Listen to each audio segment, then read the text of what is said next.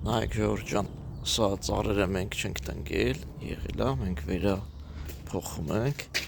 այսինքն ոնց որ կտրտել-մտրտելը արդեն անցյալ տարվանից անում ենք, ծառերը չենք տնկել մենք։ Ինչն եմ ցույց տալի, նայեք մշտադալարները իրա գեղեցկությունն ունի, ծաղկող ծառերը իրա, պարզապես այնքան լավ կլներ, որ մի քիչ սիմետրիան ճիշտ պահեն, նայեք, ունենք ստեղ եղևնի, 5 հատ եղևնի մեջտեղը սասնա, անմիջապես մի մետր էսկում էս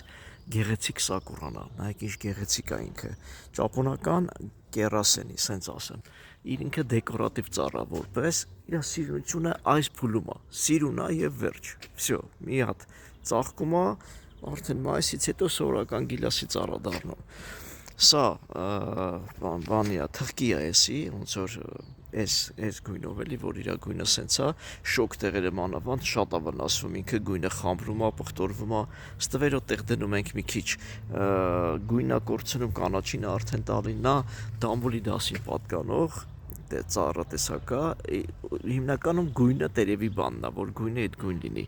Խեմ սա ցույց տալի, ես միշտ օրինակ իհարկե ճաշակին ընկեր չկա տանտերը ոնց կուզի այգուտերը, բայց միշտ նախընտրում ենք մշտադալար բույսով գունավոր պատկեներ ստանանք։ Դեստե բերքատու էլա խառնած, հիմա այս կոմը նայեք, էլի մենք չենք տնկել, փոփոխություն արել ենք, ստե գազոն ենք ցանել, մոնտաժ ենք արել, խնամքն ենք վերցրել, կատարում ենք, տեսեք, սիրուն է նայվում այս գարնան բերան։ Հետո պարզապես մշտադալար ծառերը ուրիշ գեղեցկություն է ունենում, իսկ ծաղկող տերևաթափ լինողները ուրիշ։ Էս էլի թղկի է այս ձևի, էլի գույնը սենց մուգ գույն է լինում իր տերևը,